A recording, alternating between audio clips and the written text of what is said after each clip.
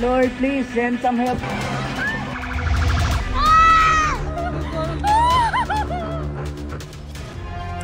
Nakatutok po ang ilang ahensya ng gobyerno sa pagsasaayos ng mga heritage site na napinsala ng magnitude 6.9 na lindol sa Cebu.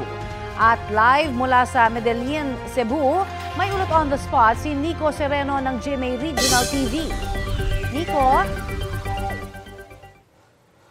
Connie, nagsagawa ng initial inspection sa mga nasirang simbahan ang ilang concerned agencies. Kahapon, naging emosyonal ang ilang deboto sa pagdalo sa unang Sunday Mass matapos yumanig ang magnitude 6.9 na lindol sa Archdiocesan Shrine of Santa Rosa de Lima sa Daan, Bantayan.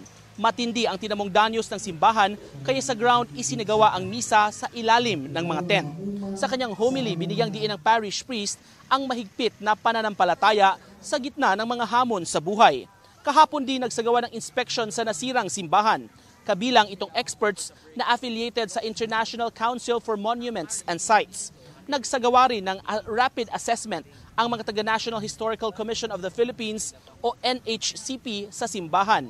Parte ito ng pag-assess nila sa damage sa nangyaring lindol.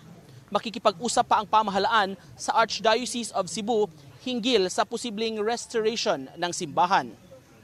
This is almost like a condition that you would have seen in Bohol in 2013. Actually, I believe that perhaps you could make a comparison between this and Loay.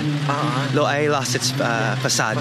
Yes, but I believe that there's more damage here than just that. So, but definitely with this church, we'll see and investigate exactly what's going on structurally. As of now, we just want to know kung ano yung extent of damage, and yung purpose nito is makagawa din ng development plan or yung reconstruction plan, and how do we reconstruct this. So yun yung pag-uusapan and pagpaplanuhan.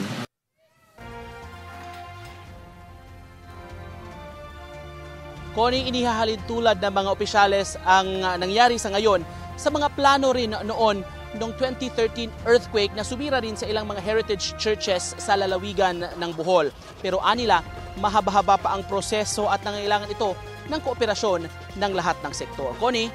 Maraming salamat, Nico Sereno ng GMA Regional TV.